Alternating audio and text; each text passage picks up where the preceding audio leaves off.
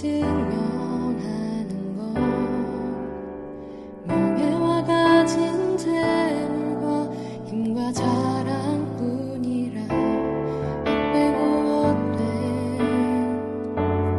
허망한 것을 위하여 가장 귀한 주를 부인하니라. 주님을 믿고 주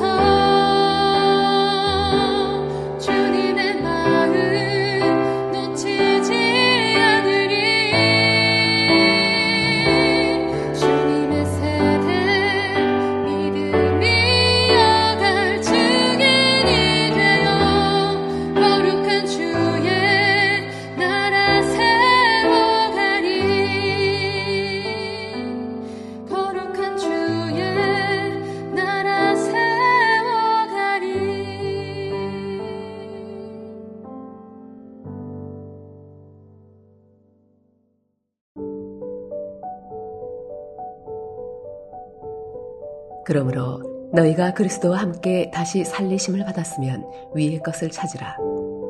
거기는 그리스도께서 하나님 우편에 앉아 계시느니라.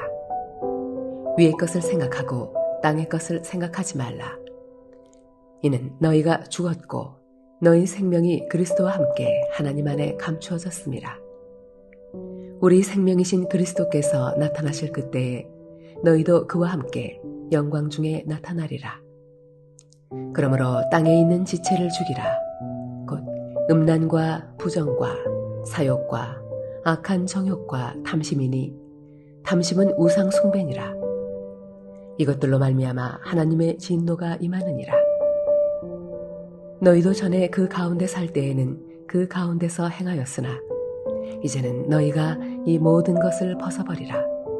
곧 분함과 노여움과 악의와 비방과 너희 입에 부끄러운 말이라. 너희가 서로 거짓말을 하지 말라. 옛사람과 그 행위를 벗어버리고 새 사람을 입었으니 이는 자기를 창조하신 이의 형상을 따라 지식에까지 새롭게 하심을 입은 자니라.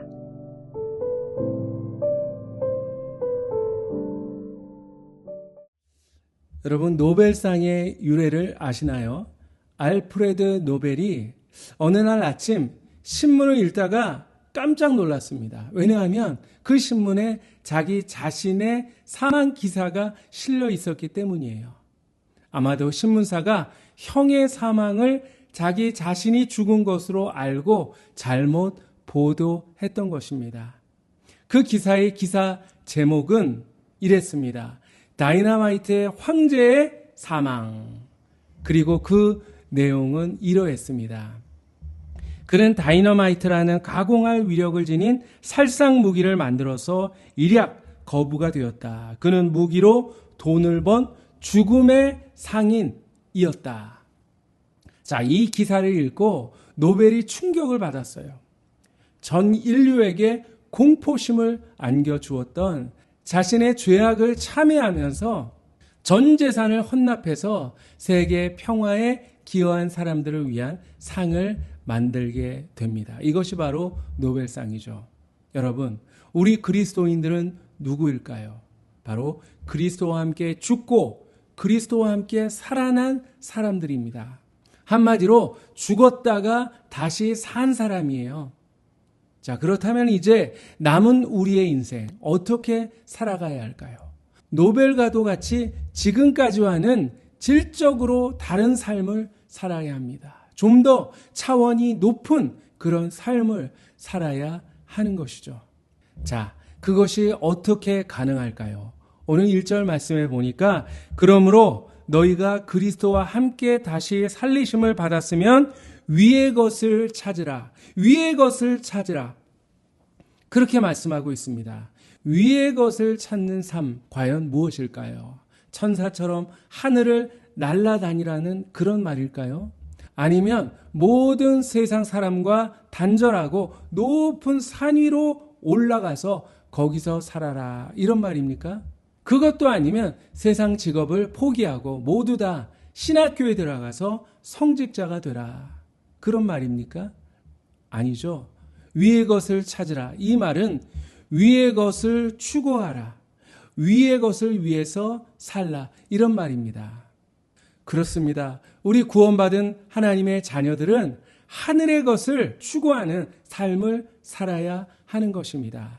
세상 사람들은 세상에 속하였기 때문에 이 세상을 추구해요. 그러나 하나님의 백성들은 하늘에 속하였기 때문에 하늘의 것을 추구하며 살아가는 것입니다. 다시 말하면 땅의 가치를 위해서 살지 말고 하늘의 가치를 위해서 살라, 이런 말이에요. 여러분, 땅의 가치 무엇입니까? 무엇을 먹을까? 무엇을 마실까? 무엇을 입을까? 한마디로 잘 먹고 잘 사는 거예요. 그게 땅의 가치입니다. 그러나 하늘의 가치는 하나님의 나라와 하나님의 의를 구하는 것, 바로 그것입니다. 우리 그리스도인들은 어떻게 하면 하나님의 나라를 세울 수가 있을까? 어떻게 하면 더 하나님의 나라를 확장시킬 수 있을까?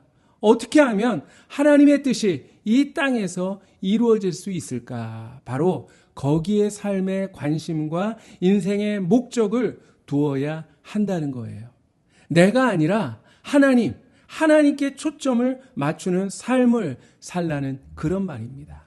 그런데 문제는 하늘에 속한 자가 땅의 가치를 추구하며 살아가는 것, 바로 그것입니다. 기껏 예수님께서 십자가에서 죽으셔서 우리에게 새 생명을 허락해 주셨는데 다시 옛 생명으로 돌아가려고 하는 거예요.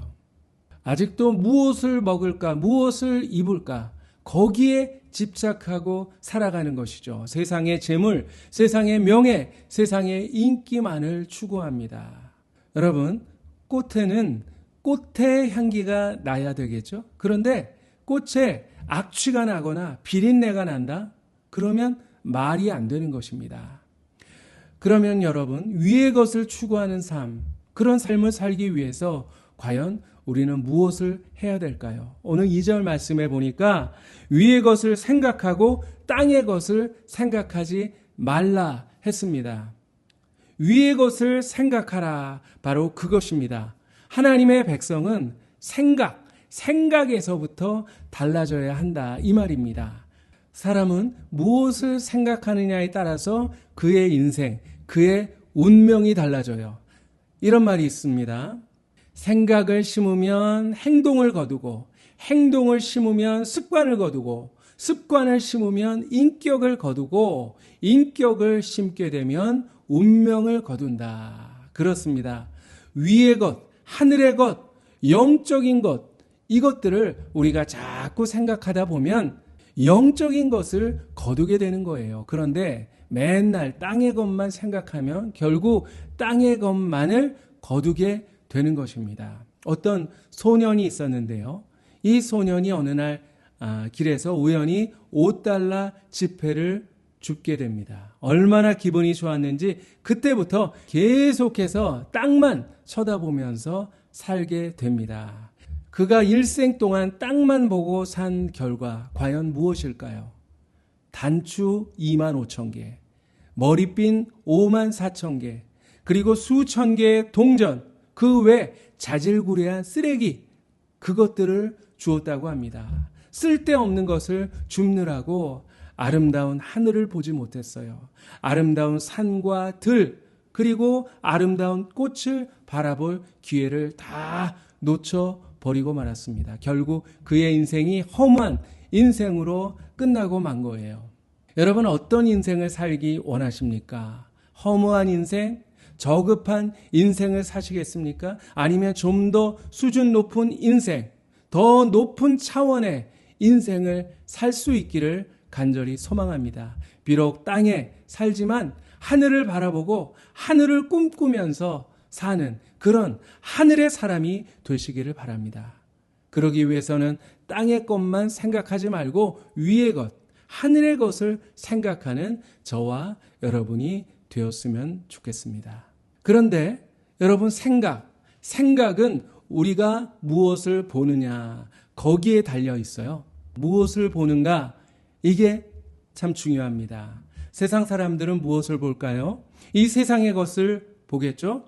어떤 사람은 돈을 볼 것입니다. 뭐가 돈이 될까? 어떻게 해야 부자가 될 수가 있을까? 그런가 하면 어떤 사람들은 외모를 봅니다. 무슨 화장품을 발라야 예뻐질까? 어디를 고쳐야 할까? 쌍꺼풀 수술을 할까? 아니면 피부 관리를 받아야 할까? 그런데 우리 주님 뭐라고 말씀하셨습니까? 내가 보는 것은 사람과 같이 아니하니 사람은 외모를 보거니와 나 여호와는 중심을 보느니라. 그렇습니다. 아무리 고치고 아무리 땡겨도 결국 나이는 이길 수가 없습니다. 그러므로 외모보다 하나님이 보시는 중심, 우리의 내면을 고쳐나갈 수 있어야 하는 것입니다. 자, 이제 우리의 시선을 바꿔봅시다. 자꾸만 육적인 것만 바라보지 말고 영적인 것을 바라봅시다. 세상으로만 향하는 우리의 눈을 돌려서 이제 예수 그리스도를 바라봅시다. 믿음의 주요, 또 온전하게 하시는 우리 예수님을 바라보고 또 바라볼 때 우리는 예수 그리스도를 닮게 되고 더욱더 아름답고 더욱더 차원이 높은 그런 삶을 살아가게 될 것입니다. 그런데 5절 말씀에 보니까 우리가 그리스도인다운 삶, 좀 더 다른 차원의 삶을 살기 위해서는 땅에 있는 지체를 죽이라, 그렇게 말씀하십니다. 이게 무슨 말일까요? 무슨 고행을 하거나 금욕 생활을 하라, 그런 말이 아닙니다. 나의 삶의 주권을 주님께 드려야 한다, 주님께 이양해야 한다, 이런 말입니다. 우리 옛사람은 이미 그리스도와 함께 십자가에 못 박혀 죽었어요. 여러분, 영화에서 보면 좀비가 있죠? 죽은 시체들이 막 걸어 다닙니다. 그런데 좀비 신앙이 있어요. 이미 죽은 옛사람이 걸어 다닙니다. 육신의 정욕, 안목의 정욕, 이생의 자랑들이 막 꿈틀거리면서 걸어 다니는 거예요. 모든 음란, 부정, 사요, 악한 정욕, 탐심, 이러한 것들은 옛사람과 함께 묻어버려야 하는 것입니다. 새 옷을 입은 사람은 헌 옷을 벗어야 합니다. 누더기를 다 벗어야 하는 것이죠. 하나님의 백성으로 예전에 입었던 헌 옷들을 벗어버리라, 그렇게 권면하고 있는 것입니다.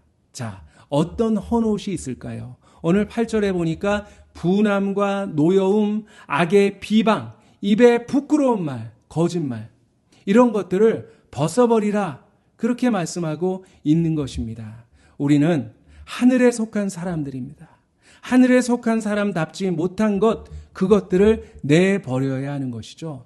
우리의 신분, 하늘에 속한 자, 하나님의 자녀, 우리의 신분에 걸맞는 옷을 입어야 합니다.